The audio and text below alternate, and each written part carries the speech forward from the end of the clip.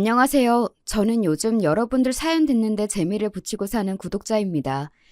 여기 올라오는 사연들을 들으면 참 다양한 사건, 사고들이 많아서 항상 재미있어요. 여러분들 사연을 들으면 내가 저 사람처럼 저런 상황이라면 어떻게 행동했을까? 사람의 도리라는 게 뭘까 생각해보게 됩니다. 보통은 서로 지켜야 할 도리를 지키지 않아서 문제가 되는 경우가 많더라고요. 제가 긴 인생을 산 건 아니지만 저에게도 비슷한 사연이 있어서 오늘은 제 얘기도 한번 들려드릴까 해요.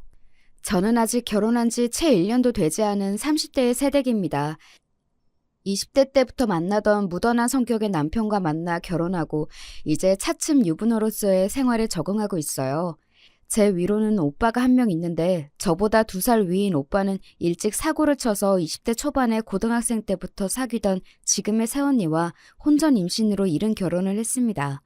저야 그때 갓 20살이 되어 새로이 시작한 대학 생활에 정신이 없을 때였는데 나중에 저희 친정어머니에게 듣고 보니 저희 어머니 마음고생이 정말 이만저만이 아니었더라고요. 오빠는 어릴 적부터 제법 사고를 치던 편이었습니다. 공부에 영 관심이 없었던 것은 둘째 문제라고 치더라도 매일같이 쌈박질에 애들 돈이나 빼앗고 다니는 소위 말하는 일진이었습니다. 재범 모범생 축에 속하는 저는 자라는 내내 그런 오빠가 창피하고 참 싫었어요.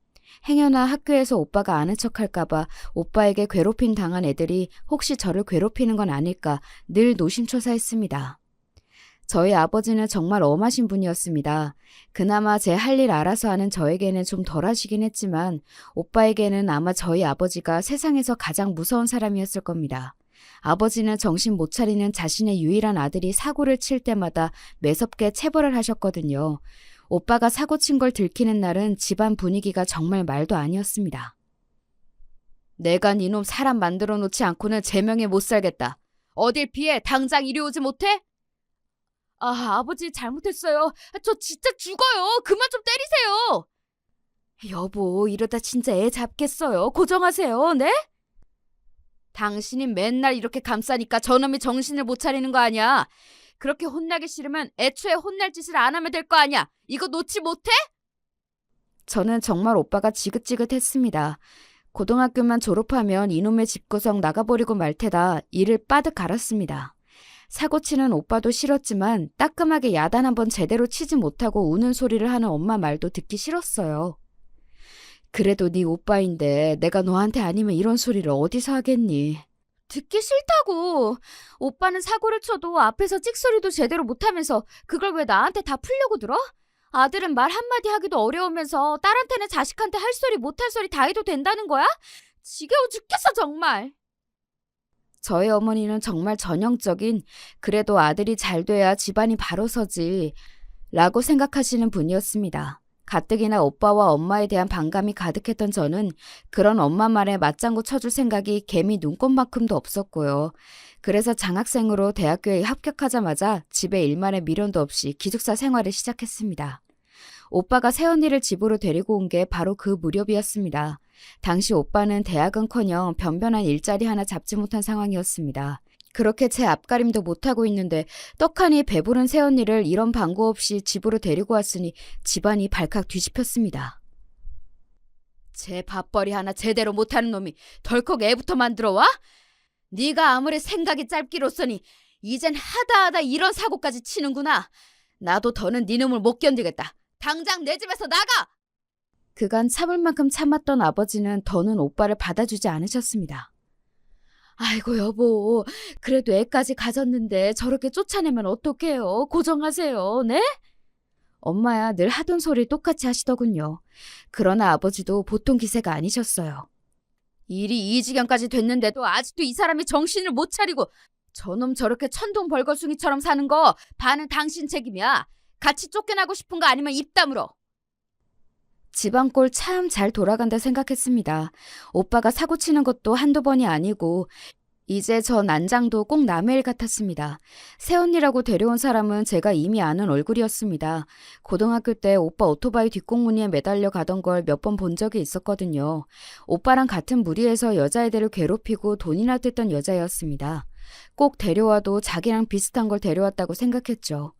이번에 기숙사 돌아가면 한동안 집으로는 얼씬도 하지 말아야겠다고 생각하고 집을 나서려는데 엄마가 다급히 저를 뒤쫓아 오셨어요.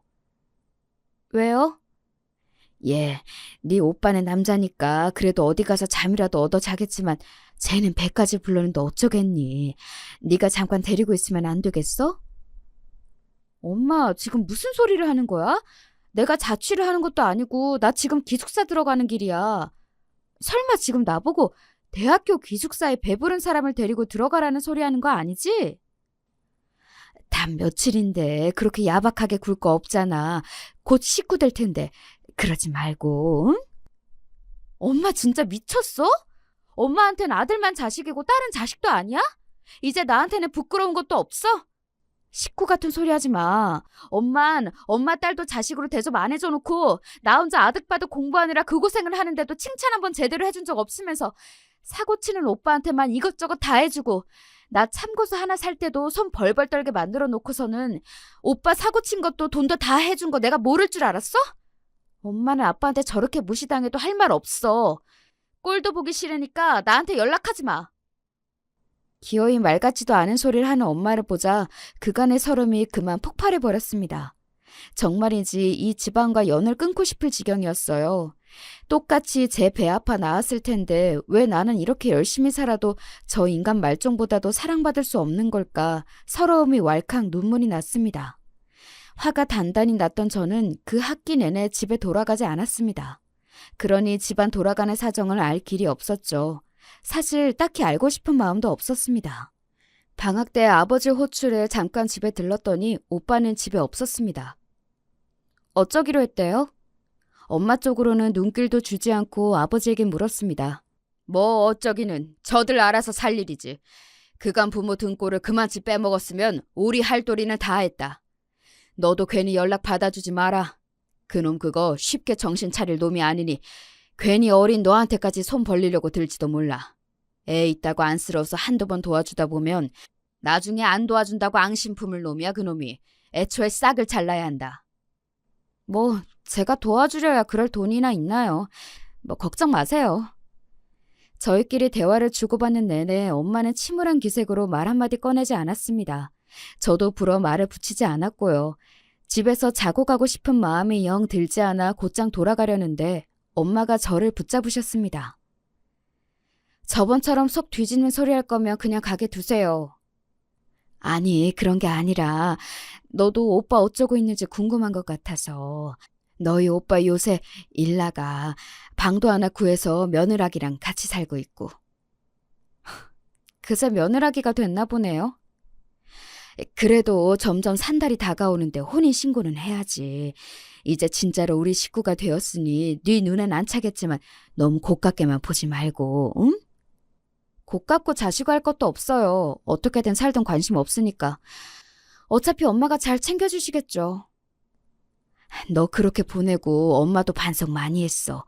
엄마가 네 오빠 사고치고 다니느라 그거 수습할 생각만 한다고 너 크는데 제대로 해준 것도 없고 엄마가 미안해. 됐어요. 내가 미안하단 소리 한두 번 듣나. 그래놓고 나한테 또 미안한 짓 할 거잖아. 안 봐도 뻔하지. 오빠 일자리도 당연히 엄마가 구해다 준 거겠죠. 방 구해줬을 거야. 말할 것도 없고. 나 이제 엄마한테 아무것도 기대 안 하니까 엄마도 오빠 문제로 나한테 이야기 나를 생각하지 마세요. 그 말을 끝으로 저는 차갑게 돌아섰습니다. 그간 아버지와 오빠 사이에서 혼자 아등바등하는 엄마가 안쓰러운 마음에 수도 없이 참아왔지만 결국 돌아온 건 상처뿐이라는 생각에 더는 엄마를 받아주기가 힘들었습니다. 그땐 엄마보다 나 스스로가 더 안쓰러웠어요. 그렇게 저는 대학 다니는 내내 본가와는 거리를 두었습니다. 저는 저 나름대로 공부하느라 바쁘고 지금의 남편과 연애도 하면서 차츰 마음의 안정을 찾아갔습니다. 드물게 집에 갈 때는 건너서 오빠 소식을 듣기도 했지만 별다른 감흥은 없었습니다. 태어난 아이는 아들이라고 들었습니다. 그때까지도 오빠와 절연한 아버지는 오빠와 오빠의 가족들을 만나지 않고 있었어요. 저도 오빠나 새언니는 궁금하지 않았지만 아이는 조금 궁금하긴 했습니다. 부모가 문제지 아이는 죄가 없잖아요. 엄마 혼자서 오빠네 집을 간간히 들락거리는 것 같았지만 불어 묻지는 않았습니다. 대학을 졸업하고 취직에 성공해 그간 대학 시절 알바에서 모은 돈으로 자취를 시작할 무렵 아버지의 건강이 안 좋아지셨습니다. 퇴직하신 지 얼마 지나지 않아 대장에서 악성 종양이 발견되었습니다. 암이었습니다. 나이가 있으시다 보니 진행이 빠르진 않았지만 그래도 암은 암이었습니다. 엄마와 저는 마른 하늘에 날벼락 맞은 기분이었지만 정작 당사자인 아버지께서는 크게 동요하지 않으셨습니다. 요새 이 나이 먹도록 안 아픈 사람이 어디 있겠어. 때되니 생길 일이 생긴 것뿐이다. 담담하게 말씀하시는 아버지 모습에 마음이 아팠습니다. 그간 오빠 때문에 마음고생이란 마음고생은 있는 대로 다 하시고 이제 퇴직하셔서 좀 편하게 사시나 했더니 암 환자가 되어버린 아버지가 안쓰러웠어요. 비록 자라는 내내 집안이 조용할 날이 없어 원망스러웠던 마음도 있었지만 그나마 아버지가 아니셨으면 제게 무관심한 엄마와 인생의 도움이라고는 안 되는 오빠 사이에서 어떻게 엇나갔을지 모를 일이었습니다. 그러고 일주일쯤 지났을 때였을까? 아버지께서 제 자취방으로 찾아오셨습니다. 딸내미 불편해하는 눈치를 빤히 아셔서 이삿날을 제외하고는 그간 아버지께서 저희 집으로 오신 적이 한 번도 없었습니다. 심상치 않은 눈치에 아버지께 앉으실 자리를 권하고는 무슨 말을 하실지 침을 꿀꺽 삼키고 기다렸습니다. 네 오빠를 만나고 왔다. 그럴 수 있지요. 어찌됐든 자식이니까요. 거기다 손자까지 있지 않습니까? 말씀은 안 하셔도 내심 손자가 보고 싶으셨을 텐데 암 진단까지 받게 되셨으니 얼굴 한번 본 적 없는 손자 생각이 더 나셨으리라 생각했습니다. 생긴 건 네 오빠를 빼다 박았는데 그래도 애가 참 얌전하니 순하더라. 한 번 보고 다 알 수 없겠지만 오빠 성격을 닮지 않았다는 소리에 저도 모르게 안도했습니다. 본인 인생을 생각해서라도 그 편이 훨씬 나을 테니까요. 여기까지야 예상 가능한 얘기라고 생각했는데 아버지께서 뜻밖의 말씀을 하셨습니다. 오늘 널 찾아온 건 유산 문제를 미리 정리하고 싶어서야. 유산 이야기는 뜻밖이었습니다. 암 진단을 받으시긴 했지만 예후가 아주 나쁜 것도 아니었고 진행이 빠르지도 않았기에 그저 치료받으시게 할 생각뿐이었지 아버지가 돌아가실 거라고 생각하진 않았거든요. 아버지, 아직 그런 이야기 할 때는 아닌 것 같아요. 저 안 들을래요. 어허, 그냥 들어. 내가 당장에 나자빠질까 하는 소리가 아니라 이런 문제는 미리 정리를 해둬야 뒤에 잡음이 없다. 내가 아무리 생각해도 너한테 미리 언지를 해두지 않으면 네 오빠 때문에 언제가 돼도 문제가 안 생길 것 같지가 않아.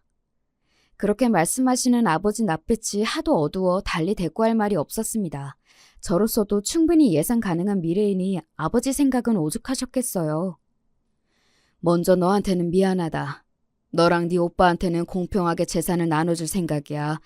원래 그놈에게는 한 푼도 물려주지 않을 요량이었다만 어린 것 한 번 보고 나니 아비나 어미나 어느 것 하나 미덥지가 못한데 저 어린 게 크면서 얼마나 고생스러울지 걱정이 되어서 그냥 내버려 둘 수가 없더구나. 가뜩이나 네 엄마가 사고치는 네 오빠만 챙기고 밑 빠진 독에 그리 물을 부었는데 머리로는 너한테 유산이 더 돌아가는 게 당연한데 이런 결정을 해서 너한테 면목이 없다. 정작 차별하며 키운 엄마한테도 듣지 못한 소리를 해주시는 아버지 덕에 서운한 감정이 조금은 녹아내리는 것 같았습니다. 아버지 재산 아버지 뜻대로 하시는데 왜 저한테 미안하세요? 그러지 마세요. 아버지 지금 말씀 꺼내시기 전까지는 유산은 생각도 못 해봤는걸요. 게다가 오빠 쪽에 식구가 많으니 더 물려주셔도 달리 할 말이 없었는데 그렇게 말씀해 주셔서 감사해요. 임의로 그렇게만 두면 네 오라비 길길이 날뛸 테니 내가 서류 정리는 분명하게 해둘 거야. 그러니 그 부분은 걱정하지 않아도 된다. 내가 걱정이 되는 건 너의 엄마야. 아, 그렇죠. 사고치는 아들 앞으로는 그 무엇을 주어도 아까워하지 않으실 엄마였습니다. 아버지가 무얼 걱정하시는지는 너무나 자명했죠. 네 어머니한테 바로 재산 명의 이전을 했다가는 네 오빠 입에다 재산 갖다 바치는 꼴이나 다를 게 없겠지. 지금 우리 사는 집은 주택연금 들어서 다달이 너희 어머니 생활비 나오도록 할 테고 그 사람 가고 나면 집은 공사에 귀속될 테니 그렇게만 하면 생활하는데 너한테 손 벌릴 일 없이 부족하지 않을 거다. 근데 그놈이 나 떠나고 나면 과연 그 집에 손대지 않을지 장담할 수가 없어. 당연한 의심이었습니다. 제가 보기 싫은 마음에 그간 귀 기울이지 않아 그렇지 아버지에게 절연당했는데도 어떻게든 아버지 재산에 손을 대려고 호시탐탐 기회를 노렸을 오빠 모습이 눈에 선했습니다. 그러니 아버지 마음도 일이 무거우실 수밖에요. 네 엄마랑 같이 내 생전의 집 처분과 관련해서 공증을 받을 거다.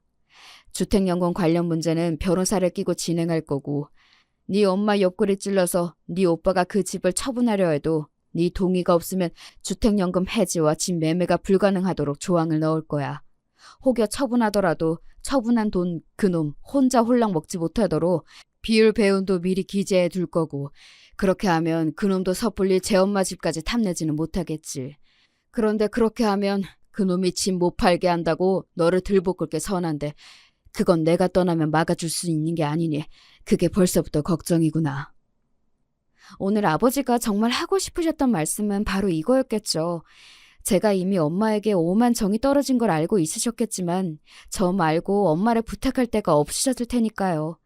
저도 엄마에게 마음의 응어리는 남아있었으나 그렇다고 오빠한테 집도 절도 빼앗기고 엄마가 길거리에 나앉길 바라는 마음은 추호도 없었기에 아버지의 결정을 이해했습니다.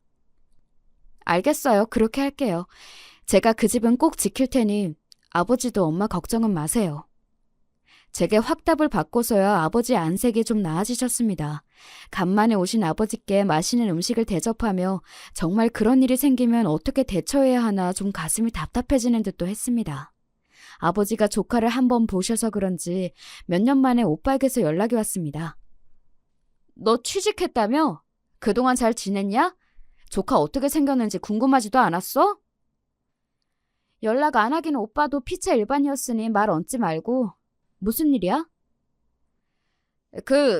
애가 고모를 보고 싶어해. 고모가 있다는 얘기는 해줬는데 한 번도 본 적이 없으니 궁금했나 봐. 아버지가 집에 못 오게 하실 때야 그러려니 했지만 할아버지 얼굴도 한 번 보고 나니 더 생각이 나나 봐. 네가 나한테 감정이 별로 안 좋을 건 아는데 그래도 나도 이제 애 아빠인데 예전처럼 그러기야 하겠냐. 시간 나면 애 얼굴이라도 한번 보러 오라고. 솔직히 오빠가 다시 보고 싶은 건 아니었지만 그래도 핏줄이 당기는 건지 어린 조카가 고모를 보고 싶어 한다는 말에는 흔들리더군요. 거기다 벌써 태어난 지 수년이 되었는데 만난 적이 없어 고모 소리가 어색하다는 생각에 그간 아이에게 너무 무심했나 하는 생각도 들었습니다. 그렇게 오빠의 제안을 수락하고 처음 만나는 조카에게 줄 선물을 고르다 보니 저도 괜히 마음이 들떴습니다. 그렇게 오빠의 집에 처음으로 방문하게 되었죠. 야, 너 오랜만이다. 이제 제법 직장이 퇴근하네. 아가씨 어서 오세요. 우리 수민이가 아가씨 엄청 보고 싶어 했어요. 마치 어제 만난 사람인 양 저를 반기는 오빠와 새언니가 좀 어색했으나 저도 분위기에 맞춰 인사를 하고는 집으로 들어섰습니다. 집이 크진 않지만 제법 관리가 잘 되어 있는 것 같았습니다. 집을 한 바퀴 휘인 눈으로 둘러보고 있는데 저쪽 구석에 조그마한 아이 하나가 서 있었습니다. 제 시선을 느꼈는지 주춤한 아이는 낯을 가리는 모양이었습니다. 수민아, 수민이 보고 싶어 했던 고모야. 이리 와서 인사해. 수민이가 고모 데려오라며. 고모 왔네. 제 엄마 아빠가 어리는 소리에도 당황스러워 보이는 아이에게 제가 먼저 조심스럽게 다가갔습니다. 수민아 안녕? 고모야. 고모 궁금해했다고 들었는데 얼굴 좀 보여줄 수 있을까? 작은 목소리로 속삭이듯 아이에게 말을 걸자 그제야 아이가 슬쩍 제 얼굴을 바라보았습니다. 아버지 말대로 아이는 오빠 어릴 적 얼굴과 많이 닮아 있었지만 눈매만은 순한 것이 오빠와는 달랐습니다. 얌전하고 수줍음이 많은 아이답게 조심스럽고 조용하게 다가가는 것이 덜 부담스러울 것 같았습니다. 고모라고는 하지만 아이 입장에서는 처음 보는 어른이잖아요. 다행히도 그런 제 생각이 틀리지 않았는지 아이의 눈에 호기심이 비치기 시작했습니다. 고모도 수민이가 너무 보고 싶었어. 우리 악수할까? 대답은 하지 않지만 수줍게 제가 내민 손을 맞잡은 자그마한 손가락이 따뜻했어요. 참 이래서 핏줄이 무서운 건지 제 아빠랑 그렇게 사이가 안 좋은데도 조카는 예뻐 보이더군요. 낯은 가려도 제가 싫지는 않았는지 이내 제 무릎에 살포시 앉은 수민이는 제가 그날 집에 돌아갈 때까지 얌전히 제 무릎 위를 지키고 앉았습니다. 고모, 다음에 또 와요? 아이고 예뻐라고 하루 새에 저는 그만 수민이에게 마음을 홀딱 빼앗겨 버렸습니다. 기어코 제 아들과 절연하리라는 아버지의 강철 같은 다짐을 꺾은 아이이니 오죽하게나 싶었으나 아이는 정말 예쁘고 사랑스러웠습니다. 무엇보다 성격이 제 아버지를 닮지 않았다는 게 더 마음에 든 게 아니었나 싶기도 합니다. 한번 물꼬를 트고 나니 서로 간의 교류는 잦아졌습니다.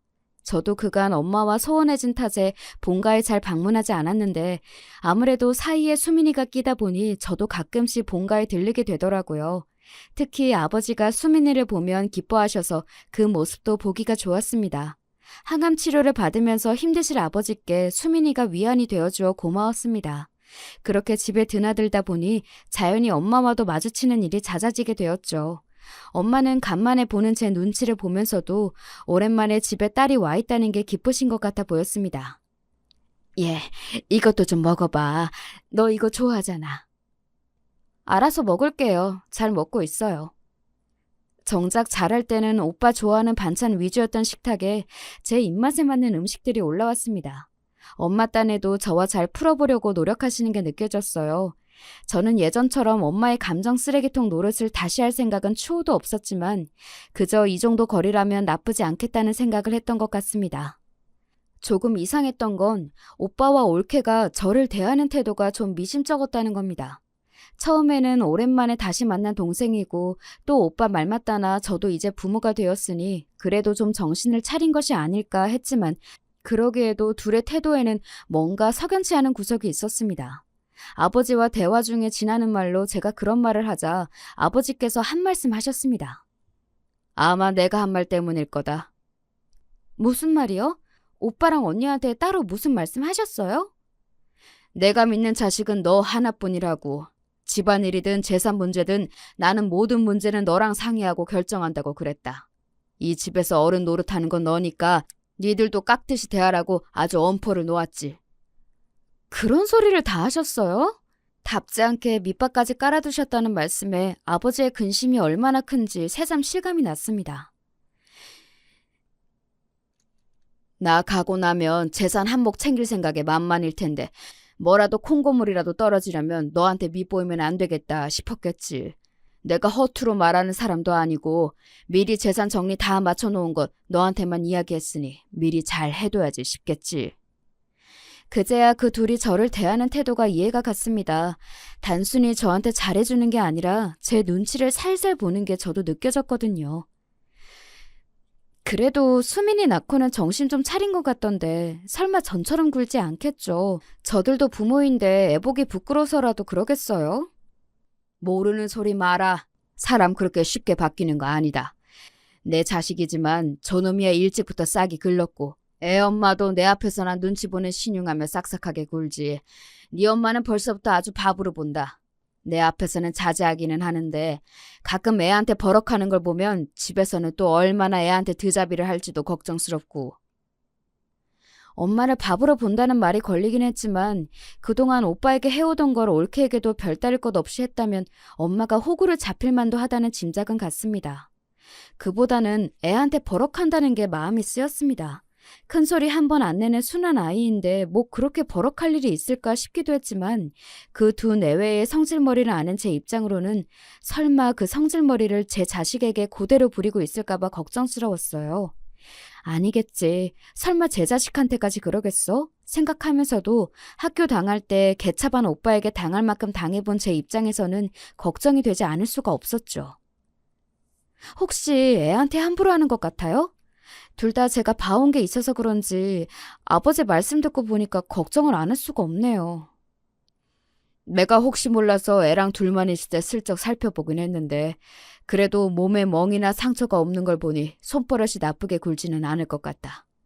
근데 애가 하는 얘기를 가만히 들어보면 둘이 싸우기도 자주 싸우는 모양이야. 그럴 때마다 애한테 화풀이 하듯이 말하는 것 같은데 가뜩이나 성정에 소심한 수민의 성격을 버리는 건 아닐지 걱정이다.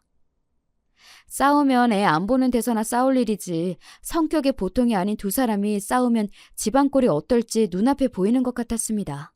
눈에 넣어도 아프지 않을 조카가 매일같이 그런 환경에 노출되어 있다고 하니 아이에게 더 신경이 쓰였죠. 오빠 집에 자주 가세요? 어? 흔치 않게 제가 먼저 말을 붙이자 엄마가 놀라신 듯 저를 돌아보셨습니다. 혹여 제 오빠 마음에 안 드는데 제 마음을 상하게 하는 건 아닐까 말을 고르시는 듯 보였습니다. 아니, 가끔 수민이도 볼 겸 애들 살림도 봐줄 겸 가지. 살림을 봐주신다고요? 아니, 애엄마가 가끔 일을 나가거든. 어릴 때 시집와 그런가 아직 살림에 손이 익지 않은 데가 있는 것 같아서. 아니, 내가 그렇다고 다 해주는 건 아니고 눈에 보이는 것만 수민이 보면서 살짝씩. 더 듣고 싶지 않아서 거두절미하고 수민이 이야기로 넘어갔습니다. 수민이 보는 앞에서 오빠랑 올케가 많이 싸워요? 그러자 엄마 표정이 대번에 어두워졌습니다. 그러면 그렇지 싶었죠. 사람 참 쉽게 바뀌질 않아요. 그래도 제 자식 앞인데 어쩜 그렇게 둘 다 생각이 없나 한숨이 나왔습니다. 얘가 다 듣는데도 그러고 있어요? 그걸 안 하는 거면 엄마 앞에서도 자주 그런다는 거네? 애엄마랑 아빠 둘 다 성격이 불같으니 아무래도 그럴 때가 잦긴 하지. 저는 한숨을 푹 내쉬고 말했습니다. 요즘도 오빠 뒤치다거리 다 해줘요? 아니야. 나 이제 안 그래. 다 커서 제 자식까지 낳은 놈 사고를 쳐도 제가 수습하는 거지. 늙은 어미가 쫓아다닌다고 달라지는 것도 아니고. 저 생긴 대로 살겠다는데 나도 더는 안 그런다. 생각 외로 엄마에게서 단호한 대답이 돌아왔습니다. 웬일이야? 그렇게 사고를 쳐도 오빠한텐 생전 나쁜 소리 한 번 안 하더니. 내가 미련통이었지. 제 아버지한테 늘 타박을 받으니 나라도 감싸면 좀 정신을 차리겠지. 머리 굵으면 제 놈이라고 철 안 들고 배기겠나 싶었어. 근데 그게 다 헛수고였지. 제 어미는 고사하고 제 자식 앞에서도 정신을 못 차리는 놈인데 내가 밑빠진 독에 물 부은 거지. 간만에 드는 하소연이었으나 그 내용은 큰 차이가 없었습니다. 엄마한테서 그간 오빠를 무조건적으로 감싼 일을 후회하는 말을 듣는 건 그때가 처음이었습니다. 눈에 넣어도 아프지 않을 귀한 손자 앞에서 소리를 질러대며 싸우는 아들 내외를 보며 엄마도 깨달은 바가 있으신 듯 했습니다. 그간 제가 그리 호소를 해도 속이에 경을 끼더니 그래도 손자가 다르긴 다른 모양이었습니다. 그걸 알았는데도 그 집에 가서 살림을 살아줘요? 걔들 이뻐서 해주는 거 아니야. 수민이 환경 나빠질까 더 그런 거지. 다급하게 해명하는 엄마를 보면서 어쩔 수 없이 측은지심을 느끼는 제 모습을 보며 나도 참 답이 없다 싶었습니다. 그럼 괜히 그 집 가서 고생하지 말고 수민이 봐줄 일이 있으면 집으로 데려와요. 엄마 일 있으면 나한테 데려오고 며칠 봐주는 정도 해줄 수 있으니까. 전혀 생각지도 못했다는 말을 들었다는 듯 엄마가 제 뜻밖의 말에 놀라신 것 같았습니다. 제가 집에 발길을 끊기 전에 가장 크게 싸웠던 게 수민이를 가진 옳게 거친 문제였으니 제가 수민이에게 따로 마음을 써줄 거라고는 생각을 못 하셨던 것 같아요. 하지만 수민이도 제게는 귀한 조카였습니다. 고맙다. 몇 번 보지도 않은 조카한테 이리 마음을 써주고 나도 그렇고 항상 가족들한테 마음 써주는 거 너였는데 내가 눈이 멀어 그걸 몰랐어. 미안하다. 미안해. 제게 고맙고 미안하다며 울먹이시는 엄마 모습을 보며 안쓰러운 마음과 아직 채 가시지 않은 원망스러운 마음이 동시에 올라왔습니다. 그걸 진작 아셨다면 가족이 이 꼴이 되지도 않았을 텐데 하는 마음이 들었지만 돌보아야 할 아이가 있는 이상 이런 제 응어리는 다음 문제였습니다. 나 허투루 하는 말 아니야. 나도 수민이 고모예요. 진짜로 걱정돼서 그러는 거니까 애 엄마 아빠 애 보기 안 좋은 짓 한다 싶으면 바로 나한테 보내. 고맙다. 말만이라도 정말 고마워. 연신 눈물을 훔치며 고맙다고 중얼거리는 엄마를 보며 그새 많이 늙으신 엄마 모습이 또 짠하게 다가왔습니다. 제 가정까지 꾸리고도 제 모친 눈에서 눈물이 마를 날이 없게 만드는 오빠놈에게 신물이 날 지경이었습니다. 그렇게 거의 주말마다 수민이가 저희 집으로 오게 됐어요. 부부가 주말에 뭐가 그리 바쁜 건지 애 맡아줄 사람이 있다니 애랑 같이 있어줄 생각은 않고 신나게 맡기러 오더군요. 애들 부모 행실엔 속에서 욕이 나왔지만 수민이는 예뻤기에 내색은 하지 않았습니다. 지금은 남편이 된 당시 제 남자친구와도 제대로 데이트할 시간은 주말뿐이라 좀 미안하긴 했지만 사정을 이해해준 남편도 자주 저희 집에 수민이를 보러 온 덕에 제법 가까워졌습니다. 수민이는 처음 만났을 때는 말수가 극도로 적었지만 어느새 저에게도 익숙해졌는지 작은 목소리로 조잘조잘 이야기하는 것을 좋아했습니다. 저는 아이가 제 앞에서도 밝아졌다고 생각해서 기뻤습니다. 우리 수민이 처음 봤을 때는 수줍어서 고모한테 말도 잘 못했는데 이렇게 이야기하는 걸 좋아하는 줄은 몰랐네. 제가 놀리듯 말하자 수민이는 금세 시무룩해져서 말했습니다. 집에서 말 많이 하면 시끄럽다고 엄마 아빠가 소리 질러요. 고모는 제가 이야기 많이 해도 다 들어줘서 좋아요. 아이 말에 가슴이 아팠습니다. 수민이처럼 순한 애가 또 어디 있다고 이걸 못 견뎌서 애한테 소리를 지르는 오빠 내외가 정말 못마땅했습니다. 제 마음만 같아서는 수민이를 제가 확 데려와 버리고 싶었지만 부모가 뻔히 생존해 있는데 그럴 수 있을 리가 만무했죠. 수민이와 함께 있는 시간만이라도 아이가 행복할 수 있도록 최선을 다하자 생각했습니다.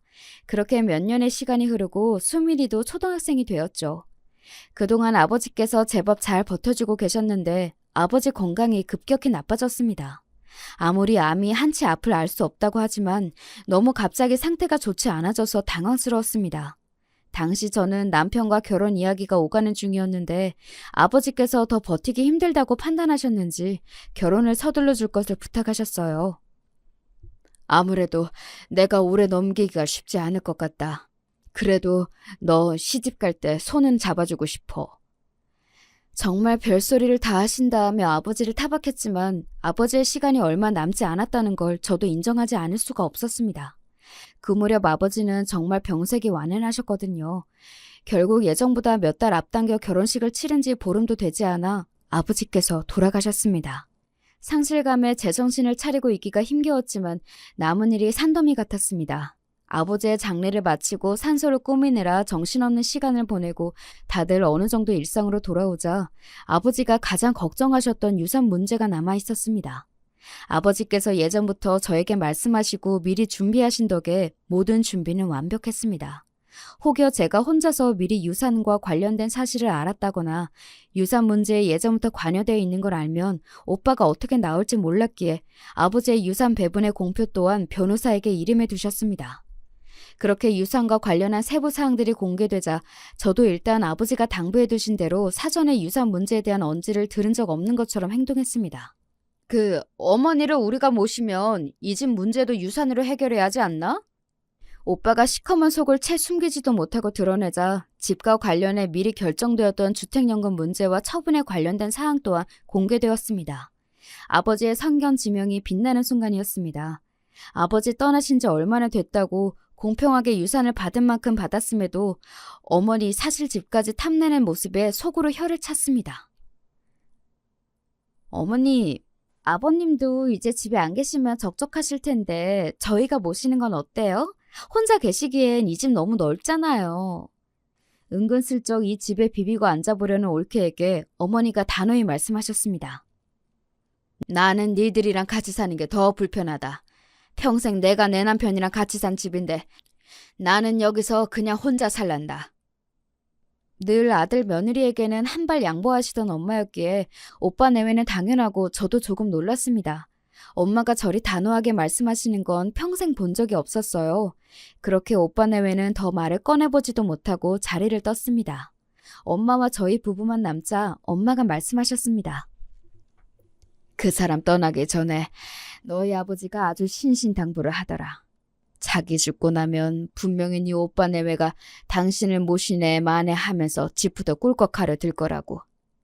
제 엄마 몫으로 남은 건 그거 하나뿐인데 그래도 내가 저들한테 그동안 해온 게 있는데 설마 그렇게까지 할까 싶었건만 내 꼴이 참 우습게 됐구나. 너희 아버지가 이제부터 정신 똑바로 차리고 살아야 한다고 이제 막아줄 자기도 없는데 예전처럼 무르게 굴었다가는 저놈한테 잡아먹히는 건 순식간이라는 소리를 하기에 제 아들한테 어쩜 저렇게 마지막까지 모질까 싶기도 했다만 내 자식 모르는 건 네 아버지가 아니라 나였어. 진작 네 오라비 싹수 알아봤을 너로서는 이제 와서 내가 이런 소리 하는 게 어처구니가 없겠지만 떠난 그 사람 말 새기고 이제라도 정신 차리고 살아볼까 한다. 너한테는 정말 미안하다는 말밖에 할 말이 없어. 평생 아들한테 인생 갈아넣은 결과가 이러했으니 참담함을 금할 길이 없었습니다. 스스로 자초한 바가 없지 않다고 하나 엄마라고 제 아들이 저 지경까지 되리라고 생각이나 했을까요? 남편도 이른마당에 그리 귀히 여겼던 아들에게마저 배신감을 느꼈을 엄마를 더는 탓하고 싶지 않았습니다. 괘씸하게도 오빠 내외는 부모님 댁으로 가던 발길을 딱 끊어버렸습니다. 이제 먹을 건 다 뽑아먹었다고 생각했을 것이 뻔했습니다. 그 와중에도 자기들 필요할 때만 아무 때나 수민이를 맡겼습니다. 그나마 그것도 저희들이 픽업을 하는 것도 아니었고 애만 덜렁 보냈죠. 별 정이랄 것도 없는 저야 그렇다 쳐도 저 사람 만들겠다고 본인 인생을 바친 엄마나 제 자식인 수민이한테는 그러면 안 되는 거 아닙니까? 여전히 상종 못할 인간들이라고 생각하며 사춘기를 맞이한 수민이에게 더욱 마음을 썼습니다. 그러던 오빠에게 갑자기 연락이 왔습니다. 엄마 댁으로 모여달라는 말에 남편과 함께 나서긴 했지만 감은 썩 좋지 않았죠. 간만에 마주 앉은 오빠와 올케의 꼴이 말이 아니었습니다. 두 사람 얼굴에서 미처 감추진 못한 생채기를 발견한 저는 이제 하다하다 이것들이 서로 쥐어뜯고 싸운 건가 싶었습니다. 급하게 돈이 필요한 일이 있어요. 엄마가 좀 도와주셔야겠어요.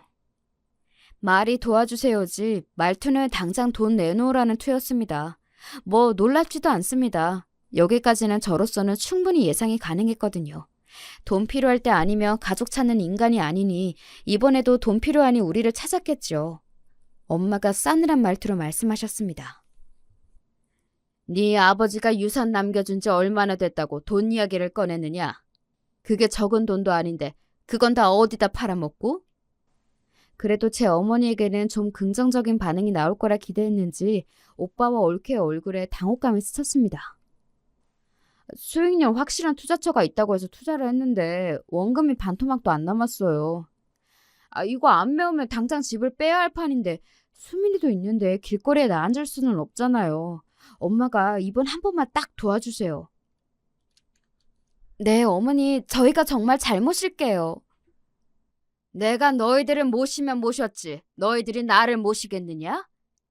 나는 분명히 말했다. 나는 이 집에서 혼자 살 테니 이제 너희들 문제는 너희끼리 알아서 해결하거라.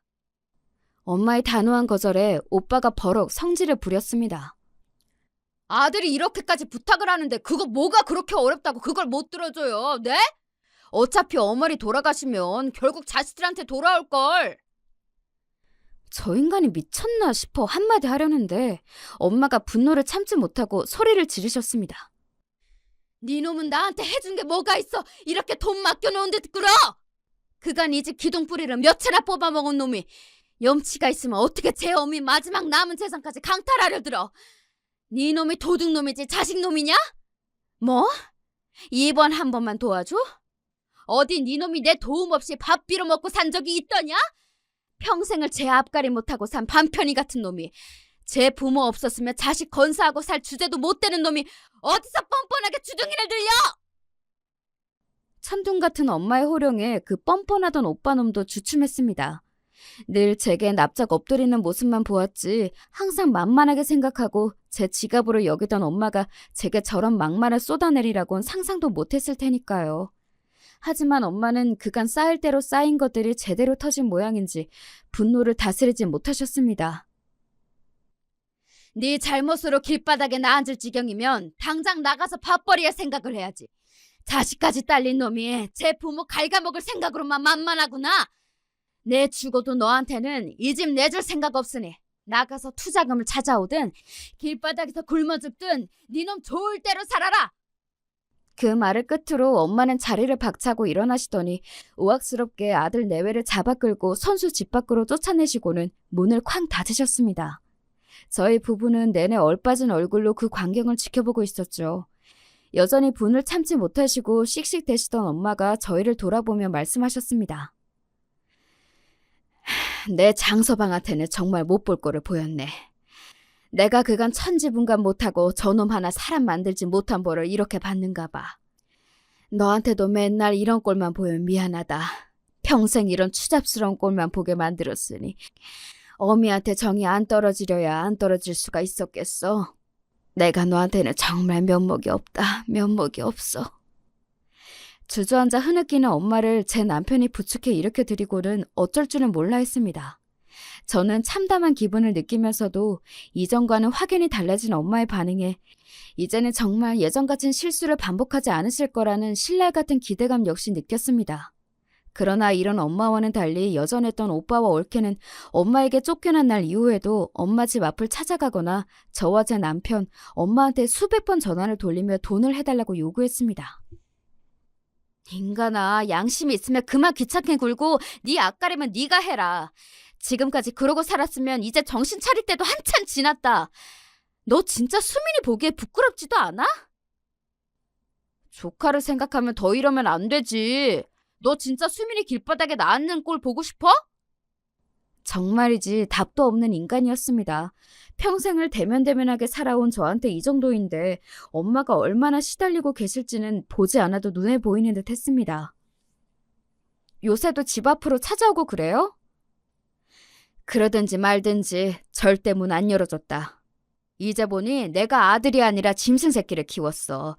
짐승도 저 키워준 어미는 안 물어뜯으니 저건 악귀다, 악귀야. 엄마 입에서 나오는 오만 정이 다 떨어졌다는 말투에 제가 다 놀라울 지경이었습니다.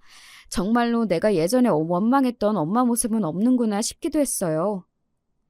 잘하셨어요. 마음 약해지지 말고 지금 하는 대로 하세요. 온 가족의 싸늘해진 태도에도 불구하고 오빠와 올케는 지부했습니다. 그렇게 한 달 가까이 시달렸을까 엄마에게서 온 가족 호출령이 떨어졌습니다. 어머니, 어쩐 일이세요? 그간 내내 문정박대 당하다 뜻밖의 받은 엄마의 연락에 헐레벌떡 달려온 오빠네외가 뭐라도 떨어질까 싶은 기대감에 눈을 번쩍거렸습니다. 엄마 마음을 약하게 만들 심산인지 수민이까지 대동한 오빠네외가 정말 징그럽게 느껴졌어요. 오랜만에 보는 조카의 풀죽은 얼굴에 그만 제 마음이 아파왔습니다. 그간 아들 내외에게 학을 때도 제대로 뗐던 엄마가 무슨 일로 온 식구들을 불러 모았는지 저도 궁금했습니다. 내가 알츠하이머 판정을 받았다. 순식간에 모든 소리가 뚝 멎었습니다. 생각지도 못했던 화제에 어안이 벙벙했습니다. 장모님, 알츠하이머라면 치매 말씀하시는 거예요? 가장 먼저 정신을 차린 남편이 엄마께 되물었습니다. 그래, 맞아. 치매. 나 치매란다. 돈 받을 생각 만만이었던 오빠 내외는 뜻밖의 화제에 눈에 띄게 당황했습니다. 아, 치매요? 치매시라고... 엄마, 이게 무슨 소리예요? 검사는 또 언제 받았어? 니들 아버지 돌아가시 전부터 조짐은 있었어. 최근에 내가 원체 스트레스 받을 일이 많았다 보니 증상이 심해져 저번 주에 검사를 받았는데 어제 결과가 나왔다. 스트레스 받을 일이라며 오빠 내외를 빤히 쳐다보는 엄마의 눈길을 내배가 잽싸게 피하더군요. 그러든지 말든지 제겐 엄마의 치매 소식이 더 충격이었습니다. 그럼 앞으로 어떻게 해야 한대요? 치료하면 된대? 그것 때문에 너희를 불렀다. 이제 치매면 앞으로 그리 오래 살지도 못하겠지. 니들 내 집 그렇게 탐내더니 잘 됐구나. 전부터 말했지만 나는 이 집에서 죽을 생각이다. 앞으로 나랑 이 집에서 같이 살면서 나 갈 때까지 수발 들어주는 사람에게 나중에 이 집 몫을 더 떼어주마. 그렇게 돈 좋아하는 너희들이니 불만은 없겠지? 갑작스러운 제안에 다들 앉은 자리에서 그대로 얼어붙어 버렸습니다. 그때 올케가 정적을 깨고 외쳤습니다. 아가씨가 모셔요. 뭐요? 제가 황당해서 되묻자 올케가 소리를 질러댔어요. 치매 환자 모시는 게 무슨 장난도 아니고 우린 당장 길바닥에 나앉게 생겼는데 어머니까지 못 모셔요. 아가씨 유산 받았으니까 아가씨가 모셔요. 야, 잠깐 있어봐. 별로 좋지도 않은 짱구를 굴리는 모양인지 오빠가 다급히 외쳤습니다. 있긴 뭘 있어. 요새 치매 걸린다고 금방 죽는 줄 알아? 10년, 15년씩도 치매 환자로 산다던데 그러면 너 어쩔 건데? 집 한 돈 언제 받을 줄 알고 혹을 또 하나? 나 못해, 안 해. 진짜 말이면 단줄 하나. 엄마 앞에 앉혀놓고 언니 말 가려서 못해요? 애도 듣는데 정말 부끄럽지도 않아요? 난 그런 거 몰라. 모르니까 니들끼리 알아서 하라고. 그 말을 끝으로 올케가 오빠를 끌고 밖으로 나갔습니다. 제 자식도 버려두고 씩씩대며 나가는 꼴을 보니 제 딴엔 부하가 난 모양이었습니다. 그때 한마디도 않던 수민이가 조용히 입을 열었어요. 제가 할머니 수발 들 테니까 제발 여기서 살면 안 돼요? 아이의 말에 모두 할 말을 잃었습니다. 아직 중학생도 되지 않은 아이의 입에서 오죽하면 저런 말이 나왔겠습니까? 저는 수민이를 끌어안고 사과했습니다. 수민아, 고모가 미안해. 어른들이 네 앞에서 못 볼 꼴을 보였다. 미안해, 수민아. 딸과 손자가 얼싸안고 눈물을 흘리는 모습을 보는 엄마의 얼굴이 참담함으로 일그러졌습니다. 아이를 진정시키고 저는 분한 마음을 이기지 못하고 오빠와 올케에게 번갈아 전화를 걸었지만 연결되지 않았습니다. 혹시나 싶어 남편 전화로도 걸어보았는데 역시나였어요. 집에서 나간 지 얼마나 됐다고 곳에 차단을 박은 거였습니다. 정말 뭐 이렇게 기막힌 인간들이 다 있나 싶었습니다. 제 자식이 집에도 안 돌아오는데 찾을 생각도 없는 모양이었습니다. 그렇게 여러 날이 지나도록 여전히 오빠 내외는 저와 제 남편의 연락을 깡그리 무시했습니다. 엄마, 걱정하지 말아요. 우리가 둘 다 직장 다녀서 내도록 엄마 곁에 붙어 있을 수는 없지만 아직 초기 치매일 때는 우리 일하는 동안은 도와주실 분 구하고 나도 여기 드나들 테니 어떻게든 버틸 수 있을 거야. 나중 일은 나중에 생각하더라도 일단은 우리 그렇게 해봐요. 응? 엄마 기분을 풀어드리겠다고 하는 말에도 엄마는 별 반응이 없으셨어요. 그렇게 남편과 매일같이 엄마 집에 드나들던 어느 날 뜻밖에도 오빠와 올케를 오랜만에 만날 수 있었습니다. 제가 오시라고 했어요. 제 놀란 기색을 보고 여전히 엄마 집에 머물던 수민이가 말했습니다. 제 자식을 몇 날 며칠을 제 어머니 댁에 버려놓고 차마 안 올 수가 없었던 모양입니다. 저 앞으로 할머니랑 같이 살게요. 엄마 아빠 이제 저 안 찾으셔도 돼요. 아이의 황당한 말에도 두 내외가 눈만 꿈뻑거렸습니다. 그러더니 올케가 하는 말에 그만 기가 턱 막혀버렸어요. 그래, 뭐 너도 클 만큼 컸고 엄마 아빠랑 고생하느니 할머니랑 사는 것도 괜찮겠다. 뭐 이런 여자가 다 했습니까? 어이가 없어 오빠를 돌아보았더니 이놈도 별반 생각이 다르지 않아 보여 더 열이 뻗쳤습니다. 손자가 할머니랑 같이 살 수도 있지. 칠매 할머니랑 같이 살 생각을 다 하고 우리 아들이 효자네. 지금 다들 제정신이야? 애 나이가 몇 살인데 치매 환자를 돌보게 하겠다는 거야? 당신들 아들이에요. 정신 차려요. 상식을 벗어난 오빠 내외의 언동에 제가 다 정신이 이상해지는 기분이었습니다. 그때 엄마가 미친 사람처럼 고래고래 소리를 질러대기 시작했습니다. 이 미친 것들이 기어이 인간이기를 포기했구나. 이제 니놈은 내 자식이 아니다. 니들 같은 빌어먹을 종자들은 수민이 부모 될 자격도 없다. 애는 내가 키울 테니 니놈들은 죽어도 다시는 내 앞에 나타나지 마. 엄마는 이미 분노로 제정신이 아니셨습니다. 저러다 쓰러지진 않으실까 저는 발을 동동 굴렀습니다. 알츠하이머라는 내 말은 거짓말이다. 내 니놈들 하는 꼴이 하도 괘씸해 어떻게 나오나 지켜보려 했는데 나를 버리려 드는 거야 놀랍지도 않았다만 제 자식까지 버리려 들어? 이 짐승만도 못한 것들! 인간도 못되는 것들! 뒤로 넘어가시려는 엄마를 부축하면서도 알츠하이머가 아니라는 말에 저도 같이 넘어갈 것 같은 기분이 되었습니다. 이 우스운 꼴이 우습지가 않아서 슬펐어요. 알츠하이머가 아니라니 지금까지 나 갖고 놓은 거야? 뭔 말 같지도 않은 소리를 하고 있어! 되레 저가 버럭 소리를 지르는 오빠를 바라보며 저놈은 평생 인간 되기는 틀렸다고 생각했습니다. 이 꼴을 보고서야 내 니놈한테 정을 떼다니. 내가 등신이다. 내가 등신이야. 앞으로 니놈이 길바닥에서 빌어먹든 얼어 죽든 내 아들은 이미 죽은 셈 칠 테니 니놈과의 부모 자식년은 여기까지인 걸로 하자. 니놈 얼굴 보기도 구역질이 날 것 같으니 내 집에서 썩 나가라. 아니 그럼 집 한도는... 이 와중에 돈 얘기를 주절대는 올케에게 한 대 올려붙이고 싶은 걸 간신히 참고 두 내외를 내쫓았습니다. 상황을 파악하고 두 내외가 뒤늦게 저에게 접촉을 시도했으나 이번에는 저희가 모든 연락을 차단했습니다. 모르는 번호로 이러다 정말 우리가 죽는 꼴을 볼 거냐는 등 별 시덥지 않은 문자가 계속해서 왔지만 모르쇠로 대응했죠. 남은 재산 하나 없이 알거지가 된 데다 생활력도 없으니 정말 길바닥에 나앉을 날이 목전일 겁니다. 돈 나올 구석인 제 모친과 동생에게도 완전히 버림받았으니 이제야 세상의 냉혹함을 온몸으로 부딪히게 되겠지요. 이젠 정말이지 그 꼴로 오빠 내외가 죽는데도 별 감흥이 일지 않을 것 같은 기분이에요. 그 이후로 수민이는 엄마와 같이 살고 있어요. 저희 부부도 자주 들려 시간을 보내면서 아이 정서는 오히려 제 부모와 살 때보다 많이 안정되었습니다. 저희 엄마는 아들 내외와 드디어 완전히 절연하고 그 허전함을 예쁜 손자 보는 낙으로 채워가고 계십니다. 기본적인 도리를 다하지 않은 인간을 혈연이라고 무작정 감당할 수는 없죠.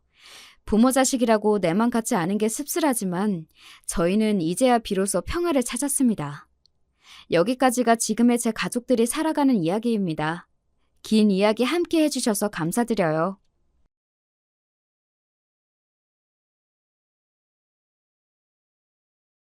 안녕하세요. 저는 경기도에 사는 50대 후반 여성입니다.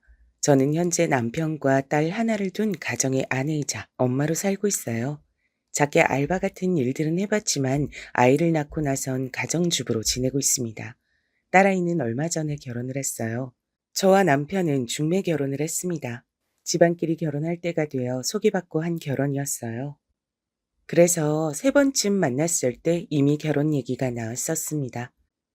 남편은 그 지역에서 괜찮기로 손에 꼽히는 직장에 다니고 있었고, 저는 영세한 회사의 격리로 일을 하고 있었어요.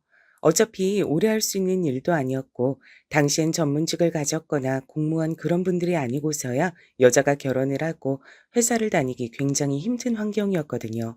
그래서 저도 결혼과 동시에 일을 그만뒀습니다. 물론 놀면 뭐 하나라는 생각으로 생활비를 벌기 위해 이것저것 일을 해본 것은 있지만 거의 아르바이트 수준이었지 제대로 된 직장을 가져본 적은 없어요. 그냥 아이 낳고 살림하며 살았습니다. 남편은 전형적인 보수적이고 가부장적인 남자였어요. 여자는 집에서 살림만 해야 하고 내조 잘해야 하고 이런 생각을 가진 남자 말이죠. 뭐 이 나이 대 남자들은 대부분이 그렇겠지만 말입니다. 결혼 생활이 마냥 평탄하거나 행복한 건 당연히 아니었습니다. 앞서 설명해드린 남편의 성격에서 알 수 있듯 남편은 가부장적인 사람이었고 자기 말은 들어야 하는 사람이었어요. 아무래도 그렇다 보니 제가 자유롭게 뭔가를 할 수 있는 부분도 크게 많지 않았고 말이죠. 게다가 시어머니도 보통이 아니신 분이었기 때문에 시집살이도 꽤 고됐습니다. 뭐 요즘 같은 또 제가 제대로 된 일을 하는 사람이었으면 진작에 이혼했을 것 같긴 해요. 그 어디에도 정붙이고 살 만한 것들이 없긴 했었으니까요. 하지만 저는 할 줄 아는 게 없었고 게다가 하나뿐인 딸이 제 발목을 늘 잡았습니다. 그나마 다행인 건 남편이 폭력을 행사하는 사람이 아니었다는 점 정도였어요. 그냥 폭언이나 막말을 할 때면 한 귀로 듣고 한 귀로 흘리는 법도 상당히 열심히 연말을 했고 말이죠. 사실 저희 같은 환경의 집안에서 딸 하나를 낳았다 하면 굉장히 난리가 날 법도 한데 사실 이 문제는 시어머니와 남편이 아무 소리도 할 수 없긴 했습니다. 첫째를 낳고 몇 년간 아이가 생기지 않아 시어머니의 갖은 구박이란 구박은 다 받다가 시어머니 손에 이끌려 검사를 받으러 간 적이 있어요. 분명 너한테 문제가 있을 게다. 시어머니는 그렇게 호언장담했지만 제 모든 검사는 좋게 나왔습니다. 그러고선 의사 선생님이 이렇게 말씀하셨거든요. 남편분도 한번 모시고 와보세요. 불임의 경우 남자 쪽에서 발생하는 경우가 더 많거든요, 요즘은. 우리 아들이 지혜를 닮았으면 절대 그럴 리가 없어요. 그런 건 모르는 일이니까 한번 모시고 와보세요. 치료가 가능할 수도 있으니까. 의사의 그 얘기를 듣고 시어머니를 믿지 않았고요. 저를 병원 몇 군데나 더 데려갔습니다. 하지만 계속 같은 결과가 나오자 남편에게 병원을 한번 가보라고 넌지시 얘기했죠. 그래도 아들은 낳아야 하지 않겠냐고요. 그리고 검사 결과는 역시나 남편 쪽의 문제였어요. 정자의 개수가 정상에 비해 훨씬 작고 활동도 좋지 않다고요. 사실상 불임이라는 판정을 받은 겁니다. 시어머니와 남편은 믿을 수 없어 했고 이번에도 병원 몇몇 곳을 더 가봤지만 역시나 결과는 같았어요. 그러게 네가 처음부터 아들을 낳았으면 될 일 아니냐. 마지막 병원에서 이제는 물 건너간 손주를 생각하며 울컥했는지 그렇게 소리쳤어요. 그것도 의사 앞에서 말이죠. 그 모습을 보던 의사 선생님이 웃으며 했던 말이 아직도 생각이 납니다. 어머니, 아이의 성별을 결정하는 건 굳이 따지고 보면 남자 쪽 유전자예요. 여자의 유전자는 성별을 결정하지 못해요. 염색체가 하나거든요. 아마 그 의사 선생님은 제가 험한 소리를 들을 것 같으니 더더욱 그렇게 말해 주신 거겠죠. 시어머니는 그 의사 선생님의 말에 한참을 입을 비죽이더니 더 이상 아들이나 임신 얘기를 하진 않았어요. 남편도 마찬가지였고요. 뭐 어쩌겠어요? 본인 아들과 본인에게 문제가 있다는데 절 탓하고 있을 순 없잖아요. 그런 환경에서 딸아이가 나고 자랐으니 자신의 아빠와 할머니의 사랑을 많이 받으면서 크진 않았겠죠? 당연하게 말입니다. 그래서 딸아이는 아빠와 할머니를 참 싫어했어요. 그건 지금도 그렇고요. 엄마 호강시켜주겠다고 자기가 성공해서 엄마에게 그 누구도 나쁜 소리 못하게 하겠다며 딸아이는 정말 열심히 공부했어요.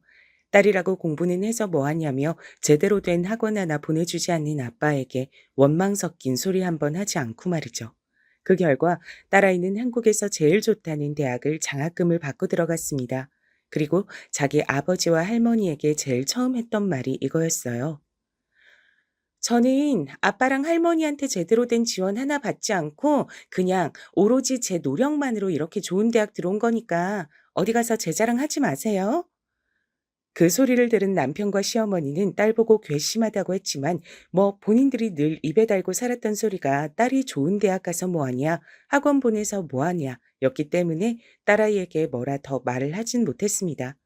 그리고 딸아이는 한국에서 제일 좋다는 회사의 연구원으로 취직했고 거기서 사위를 만났어요. 사위도 마찬가지로 많이 배우고 똑똑한 사람이었습니다. 게다가 집도 굉장히 잘 살았어요. 상견례 자리에서 만난 사돈댁이 굉장히 부자에 많이 배운 사람들 같아서 제가 기가 죽었고 남편이 나오면서 구시렁거렸었거든요. 뭐가 그렇게 대단하다고 저렇게 잘난 채들이야? 하고 말이죠. 하지만 남편의 말과는 달리 그분들은 그런 분들이 아니었습니다. 딸아이와 사위의 결혼도 자신들만 좋다면 찬성이라며 집안이 이렇게 차이가 남에도 불구하고 반대 한 번 하지 않고 허락했고 또 상견례 자리에서 남편이 조금 무례한 질문과 말들을 했을 때도 허허 실실 웃으시며 대답하셨거든요. 저는 정말 마음에 들었어요. 너라도 좋은 집에 좋은 환경에서 살 수 있어서 얼마나 다행인지 모른다.